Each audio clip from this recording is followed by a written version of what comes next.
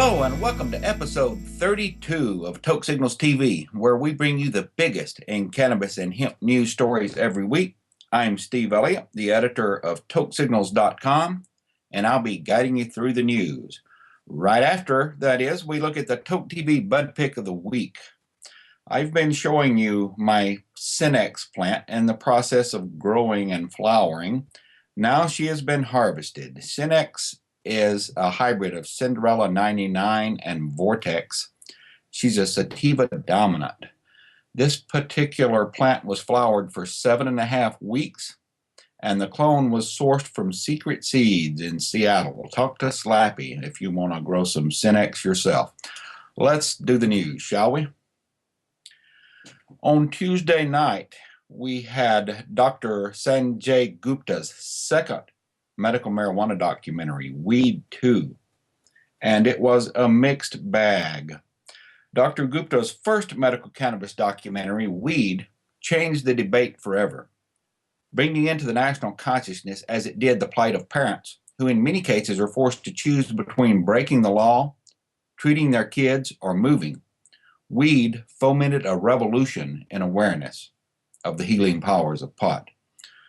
Dr. Gupta's follow-up, Weed 2, also arguably advanced the ball down the field, but it was very much a mixed bag with both pluses and minuses.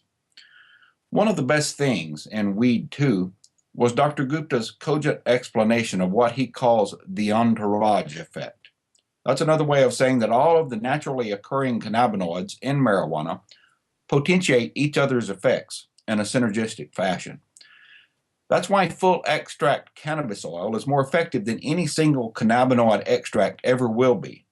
And this is also why Big Pharma's single cannabinoid preparations like Marinol are so woefully ineffective. Dr. Gupta used this opportunity to point out that CBD-only legislation, a wave of which has recently been introduced in state legislatures, particularly in more conservative states, just doesn't go far enough. And beyond that, it's unscientific. While science has not yet shown the exact role or mechanism for all these various compounds, evidence is mounting that these compounds work better together than in isolation, according to Dr. Gupta. Also among the good things in Weed 2 was the inclusion of a pain patient who smokes his cannabis, a welcome acknowledgement that smoked marijuana works great medically, which benighted pot haters often deny. And the further exposure of parents, this time the parents of Vivian Wilson of New Jersey, who were in the difficult position of having to fight state laws and bureaucracy to do right by their daughter. I found it very troubling, however, that a cannabis-naive viewer could easily have come to the conclusion that, for instance, the Stanley Brothers of Colorado are the only places to go if you want CBD oil, or CBD-heavy genetics, such as those found in their proprietary strain, Charlotte's Web. That's just not true. There are more and more high CBD strains around, including Harlequin and Cannatonic. We wouldn't even have known this just from watching Dr. Gupta's show. I'm sure the Stanley Brothers are very happy with what amounts to a spot of extremely valuable free advertising. Dr. Gupta did at least mention in passing that the Stanleys stand to make millions of dollars, but he certainly didn't dwell on it. In fact, it would have been easy to miss. Additionally, I'm getting mighty tired of people like Josh Stanley smirking on camera, as he does in Weed 2, about disappointed hippies because CBD won't get them high. They act as if disappointing hippies of all things somehow ranks high on everybody's to-do list. But besides the obvious silliness, it also serves to unfairly and foolishly demonize THC, which happens to be one of the most therapeutic and safest substances known to man. THC is one of the most useful, non-toxic, natural compounds we know. And when it's against the law, we have a lot more serious things to be worried about than disappointed hippies. Despite the popularity of this chuckling soundbite among timidly conservative politicians, and now distressingly from supposed members of the medical marijuana community. Hey, Josh Stanley, making fun of THC is not doing this community any favors. Demonizing THC is a grave disservice to patients. Stop it with the lame-ass reefer madness already. Beyond that, as already pointed out right here on Toke Signals, it doesn't even have to be CBD oil to effectively treat pediatric seizures without getting kids stoned. THCA, that is non-carboxylated THC acid, does the exact same thing just as effectively and much less expensively in today's speculative CBD gold rush environment. Another drawback of weed, too, was that at times it felt like an infomercial for GW Pharmaceutical in particular, and of the big pharma takeover of cannabis in general. Could this, as has been suggested in some of the more cynical corners of the movement, have been because of that the moneyed pharmaceutical giants have gotten to Dr. Gupta? That's possible, I suppose, but a more likely explanation would be that Dr. Gupta, a trained product of Western medicine, would naturally be more comfortable with a model of medical research and treatment controlled by these corporations. It's all he's ever known professionally. If you're an executive at a major pharmaceutical firm, a firm which has been watching with increasing concern the giant profits being accrued by medical marijuana retailers in multiple states, none of which is going into the big pharma's pocket, you're looking for an in on this lucrative marketplace. If you're this guy, you will absolutely love weed too. Hell, with a minimum of judicious editing, the thing could be used as a propaganda film for the big pharma takeover of the medicinal cannabis industry, complete with concerned buzzwords like lack of standards and largely unregulated. Does this mean it's inevitable that giant, faceless, profit-oriented corporations will inevitably rule the day? Will they take this nascent, thriving mom-and-pop industry right from the hands of those who have risked everything to found it, often under the threat of prosecution at both the federal and state levels, and turn it into yet another huge profit maker for themselves?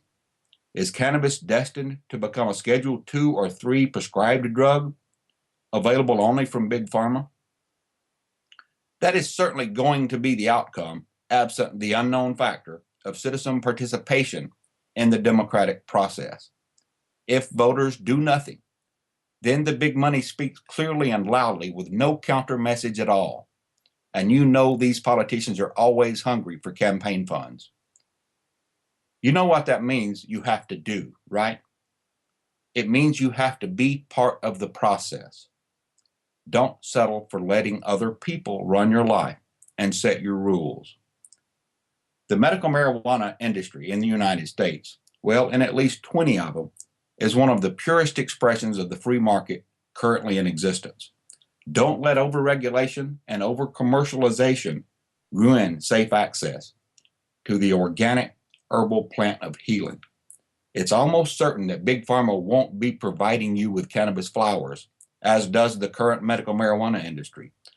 Big Pharma prefers pills and potions because those are much more profitable and not so easily produced at home. The ability of medical marijuana patients to produce their medicine at home, after all, is the real biggest problem corporations have with cannabis. It's obviously not a safety issue, since no one has ever died from marijuana. It's, simply put, patients versus profits. Moving on to our next story. In the United States, we have a new review of epilepsy and medical marijuana, which provides scientific evidence of its effectiveness. The medical research group, American Herbal Pharmacopoeia, AHP, has issued a new scientific review entitled Cannabis and the Treatment of Epilepsy, which it is offering free to the public. The review compiles much of the leading and historical research on epilepsy and cannabis, medical marijuana, for use by scientists, physicians, patients, and parents, as well as those producing and manufacturing it for treatment. This newly compiled scientific information on epilepsy and medical marijuana comes as CNN correspondent Dr. Sanjay Gupta aired a follow-up documentary to last year's Weed, both of which feature children whose parents use cannabis to help treat rare and severe forms of epilepsy which are unresponsive to conventional medication. Weed 2 highlights the plight of Vivian Wilson, a 2-year-old who suffered 75 seizures a day, while Dr. Gupta's first documentary featured Charlotte Figi, a 7-year-old whose use of cannabis reduced her seizures from 300 per week to 3 or 4 a month. This review of cannabis and epilepsy provides scientific foundation for the claims being made by CNN correspondent Dr. Sanjay Gupta, according to ASA Executive Director Steph Scherer. This material provides us with the tools to increase our knowledge and build on the research that already exists. The release by AHP is part of its soon-to-be published Therapeutic Compendium on Cannabis, which, along with the previously released Cannabis Monograph, was developed in collaboration with ASA. Releasing this section of the monograph into the public domain at this time provides clinicians, patients, and their caregivers with a single document that comprehensively summarizes the scientific knowledge to date concerning cannabis and epilepsy, according to Dr. Ben Whaley, Director of Research at the School of Pharmacy, University of Reading in the UK, who also co-authored the review. Last month, the Epilepsy Foundation urgently called for increased medical marijuana access and research in the United States. In December, the U.S. Food and Drug Administration approved clinical trials to study the effects of cannabis in children with intractable epilepsy. The form of cannabis used in the trials will be Epidiolex, extracted from a strain of medical marijuana rich in CBD, the second most prevalent chemical compound, cannabinoid, in the plant. Such an intense focus has been placed on CBD that legislators in a number of states, including Alabama, Florida, Utah, and Wisconsin, are considering laws that exclusively promote CBD-rich cannabis. In reality, the therapeutic effects of cannabis arise from a synergistic effect between CBD, THC, and the dozens of other cannabinoids found in the plant. Medical marijuana advocates argue that patients cannot be expected to rely on a single isolated compound like CBD, and such an approach fails to address their actual needs. And speaking of CBD-only legislation, in Kentucky this week, the Senate there unanimously passed a CBD cannabis oil bill. For the first time in history, the Kentucky Senate on Wednesday unanimously approved a bill which would legalize the medical use of marijuana-derived CBD oil. This oil, which is useful in controlling seizures, including those among children with uncontrollable epilepsy, is extracted from the cannabis plant.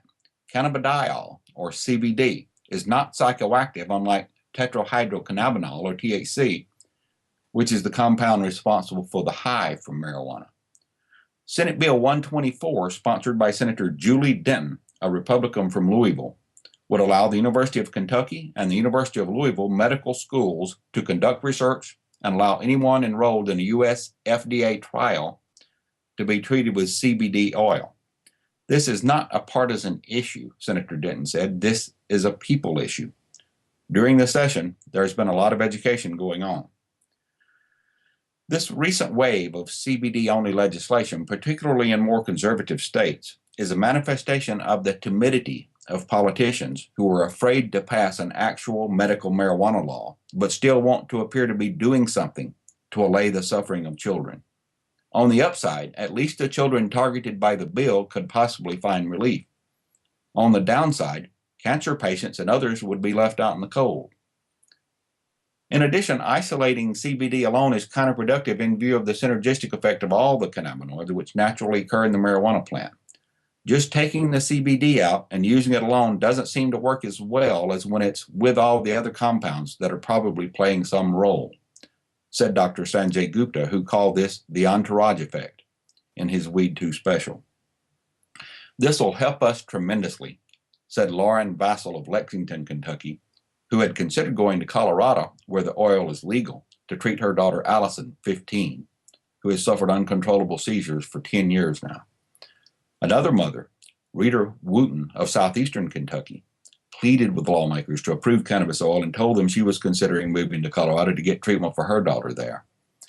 Senator Denton said the bill is crafted to help children like Allison, who sometimes have hundreds of seizures a day, and these children are going to be doomed to a lifetime of cognitive disability or even death.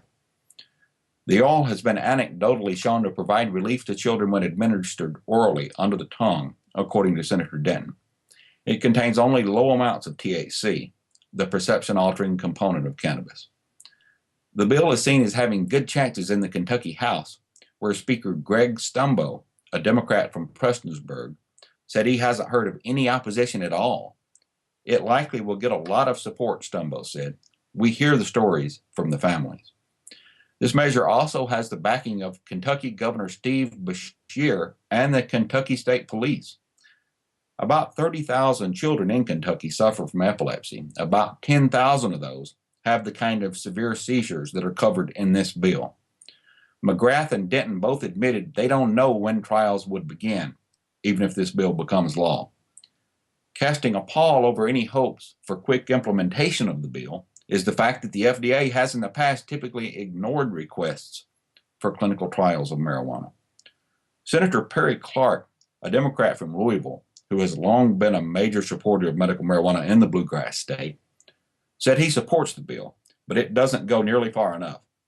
Families in Kentucky are uprooting their lives and taking their children to Colorado, Clark said, and he called for a broader medical marijuana bill this session. To do this measure really only shortchanges science and it shortchanges medicine, according to Senator Clark. A broader House bill like he wants, HB 350, last week was sent to the Judiciary Committee rather than getting a floor vote. That amounts to killing it, according to bill sponsor Representative Mary Lou Marzian. This is despite the fact that a Bluegrass poll last month found 52% of Kentuckians favor the legalization of medical marijuana. To ease the concerns of tremulous conservatives in the Kentucky Senate, two changes were adopted to the bill on Wednesday.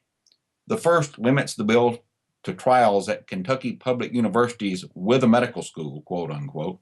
That effectively limits it to just two in the entire state, the aforementioned universities of Kentucky and of Louisville. The second change adopted on Wednesday would require a doctor's signed order for treatment, as opposed to the original language, which used the word recommendation.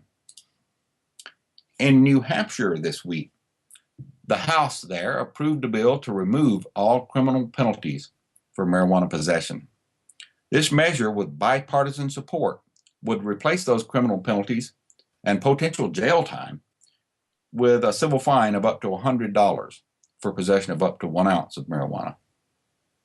The New Hampshire House approved this bill 215 to 92 on Wednesday that would remove criminal penalties for possession of marijuana.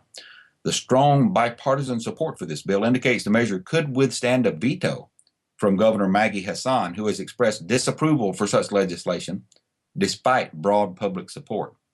The bill will now go to the Senate, where it will be scheduled for a public hearing. This is a big step toward reducing the harms caused by marijuana prohibition, according to Matt Simon, the Goffstown, New Hampshire-based New England political director for the Marijuana Policy Project, which supports the bill. New Hampshire residents are sick and tired of seeing their tax dollars used to criminalize people for using a substance that is safer than alcohol, according to Simon. The Senate and Governor Hassan should join the House and the majority of state voters in supporting this sensible reform. House Bill 1625, sponsored by Representative Adam Schroeder, a Republican from Newmarket, and a bipartisan group of 7 co-sponsors, including Senator Jeff Woodburn, a Democrat from Dalton, would make possession of up to 1 ounce of marijuana punishable by a civil fine of up to $100. It would also make cultivation of up to 6 plants a Class A misdemeanor instead of a felony. Currently, possession of any amount of marijuana is a misdemeanor punishable by up to a year in prison and a fine of up to $2,000 in New Hampshire.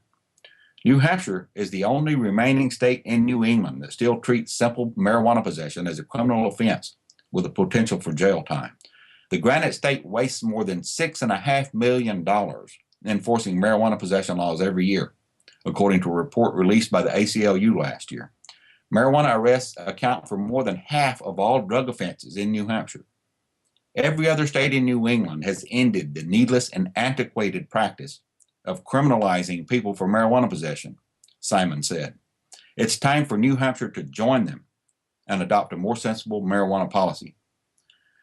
The residents of New Hampshire agree, according to a survey conducted in January 2013 by Public Policy Polling. 62% of New Hampshire voters support replacing the state's current criminal penalties for marijuana possession with a fine of up to $100 and no jail time. Only 27% said they were opposed to that plan.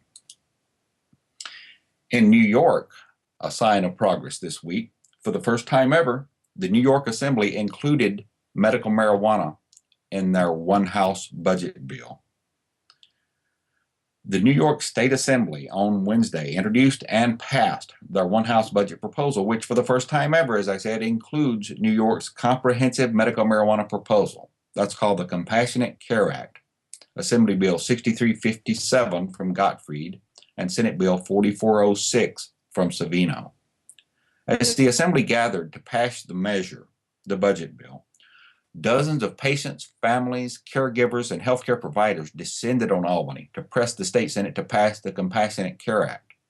These patients are living with cancer, multiple sclerosis, severe seizure disorders, and other serious, debilitating medical conditions. And the families include parents of children who suffer from severe forms of epilepsy, such as Dravet syndrome. They participated in a public hearing on medical marijuana, then met with legislators throughout the day, and finally attended a free public event about medical marijuana Wednesday night at the Hope Club. I'm traveling to Albany from Long Island with my son Oliver because he suffers from severe seizures that could potentially be alleviated by medical marijuana, said Missy Miller of Atlantic Beach. I thought our leaders in Albany were elected to represent the people, she said.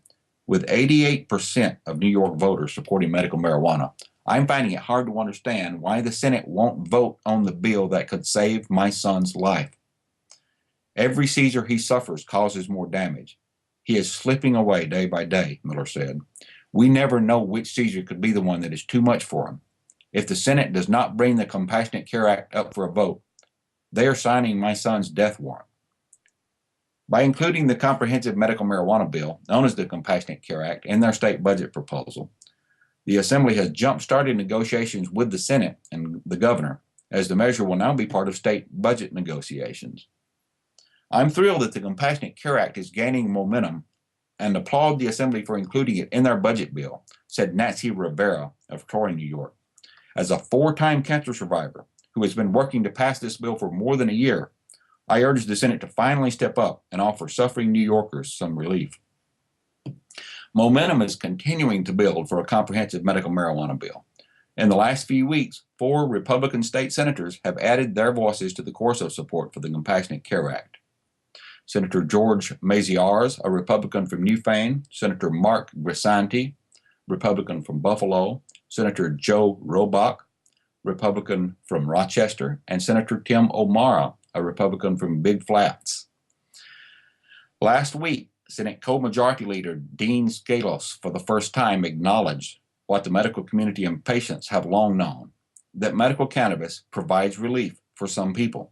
And on Tuesday night, CNN, of course, aired Weed 2. I have been living with multiple sclerosis for 19 years, said Mark McCarty of Syracuse. It's time the Senate stopped making criminals out of sick people who are simply looking for some relief from their pain and suffering. The Compassionate Care Act could help me and thousands of others who are suffering needlessly. The Senate needs to pass this bill now. The Compassionate Care Act has already passed the New York Assembly 4 times, and nearly 90% of New York voters support this bill, according to a recent poll. While there are more than enough votes to pass the bill, leadership in the Senate has refused to bring the bill up for a vote. Senator Savino, a Democrat from North Shore, Brooklyn, the sponsor of the Compassionate Care Act in the Senate, hosted a legislative roundtable Wednesday morning to educate lawmakers about the details of the proposal, which would create what they are calling the nation's most tightly regulated medical marijuana program. Dozens of experts, patients, and caregivers testified at the roundtable, pleading for immediate passage of the bill. The Compassionate Care Act has strong bipartisan support, according to Kate Hentz of North Salem, whose daughter Morgan suffers from a rare and devastating seizure disorder. The Senate has delayed long enough, she said. On behalf of Morgan and all the other seriously ill New Yorkers who need this medication, I urge the Senate to pass this bill immediately. I'm speaking at the public hearing today on behalf of veterans, said Amy Rising, an Air Force and Global War on Terror veteran from Ithaca. Thousands of soldiers have served this country in these wars and now suffer from post-traumatic stress, traumatic brain injuries, and phantom pains due to lost limbs. They deserve to have access to medical cannabis, which we know to alleviate many of these conditions without the harmful side effects that come with prescriptions, without fearing arrest or loss of their children and or the loss of their benefits. The public hearing and the patient lobby day in New York were part of the March for Compassion, actions and events across the state to educate New Yorkers about medical cannabis and to build support for the bill. As part of the month-long series of events, public forums are being held across the state. A forum in Buffalo on Monday saw a standing room only crowd. The public forums continued Wednesday night in Latham, Thursday in Mineola, and next week in Brooklyn and Syracuse. The events are being organized by Compassionate Care New York, a coalition of more than 1,000 patients and caregivers, 650 doctors, nearly 70 endorsing organizations, and more than 10,000 supporters. The coalition is releasing a series of videos about patients, families, and the effort to pass the Compassionate Care Act. The Senate has run out of excuses for holding up this bill, according to Gabriel Sayegh, director of the Drug Policy Alliance's New York office. Patients need relief. The science is clear, according to medical experts like Dr. Sanjay Gupta and Physicians for Compassionate Care New York. Senators from both sides of the aisle are ready to vote yes, and a supermajority of New York voters support it. Good grief, what else do the Senate co-leaders need, Sayegh said. It's time to stop the needless suffering. It's time to pass the Compassionate Care Act. Apparently, law enforcement in Minnesota doesn't see it that way either, where medical marijuana talks this week stalled because law enforcement wouldn't budge. A bill which would legalize medical marijuana in Minnesota stalled at the state capitol, but supporters say they will continue pushing for Governor Mark Dayton's support on the issue. Governor Dayton has insisted that a compromise with state law enforcement officials is necessary to win his support, but law enforcement has refused to compromise. Negotiations are deadlocked, according to the bill's chief sponsor in the Minnesota House, Representative Carly Meelan, DFL party from Hibbing. We had offered them a number of concessions, Meelan said. They still rejected the proposal, so I just don't know where to go from here. We must have missed the meeting where citizens agreed to turn over their health care to law enforcement, Governor Dayton. The bill would offer safe access to medical marijuana to some patients who were authorized by their doctors to receive the herb. It was scheduled for a Tuesday hearing at the Capitol, but Meelan asked for a postponement. Representative Meelan said she offered to remove provisions that would allow some patients to grow up to 6 marijuana plants in their homes in order to compromise, try to win support from law enforcement. She also offered to remove an option for patients to smoke their marijuana, she said, even offering a penalty for smoking it, and narrow the definition of which patients might be eligible for pot. None of that satisfied law enforcement. They refused to support the bill, even with the changes, according to Meelan. Representatives from law enforcement groups, surprise, surprise, couldn't be reached for comment. I'm not going to keep banging my head against the wall, Meelan said. I think it's time for the public and patients to ask Governor Dayton to change his position or provide some movement. The issue isn't completely dead this year, according to Heather Azzi, spokeswoman for Minnesotans for Compassionate Care, which backs the bill. The governor has been letting law enforcement do his job on this issue for too long now already, as he said. I have attempted to compromise with law enforcement over the past few months and offered several major concessions, but they have been unwilling to accept a proposal that would allow Minnesota to join 20 other states in permitting patients safe, regulated, and legal access to medical marijuana, according to Representative Meelan. I will continue to stand with Minnesotans who support the Compassionate Care Act, and I remain hopeful we can make progress. But right now we are at a stalemate with law enforcement, and I don't see a path forward until the governor changes his position. Meelan said she doesn't currently support the idea of asking voters to ratify a constitutional amendment to legalize medical marijuana. That's not a route I want to go, she said. Politicians should have the courage to take a vote on something. I don't know if there will be a constitutional amendment, but I'm not bringing one forward at this time, she said. Finally this week, in Colorado, recreational marijuana legalization there has proven to be very healthy for the state tax coffers, where $2 million in marijuana sales taxes were collected in the first month alone of recreational sales. Legalization is definitely raking in the cash for Colorado. State coffers $2 million fatter from taxes on recreational marijuana from January, the very first month it was legal to sell non-medicinal cannabis in the Rocky Mountain state. State officials said the numbers are about what they expected. Colorado on New Year's Day became the first state to allow the sale of recreational marijuana to adults 21 or older. It's considered the first place in the world where cannabis will be tracked and regulated from seed to sale. The state gets a 15% excise tax, a 10% sales tax, and a 2.9% sales tax on recreational cannabis, as well as application and license fees. Just the 2.9% tax and the license and application fees apply to medical marijuana, which Colorado voters legalized back in 2000. That means that patients don't have to pay the 15% excise tax or the 10% tax. Recreational and medical marijuana considered together brought in about $3.5 million in taxes for Colorado in January, according to Wall Street Journal. Colorado Governor John Hickenlooper expects the state to get about $134 million in taxes from the cannabis industry in the next fiscal year. He wants much of the marijuana tax money to be used in programs aimed to keep kids from using cannabis. I hope you'll elect to join us again next week for the next episode of Toke Signals. Until then, my advice is to stay lifted. See you then.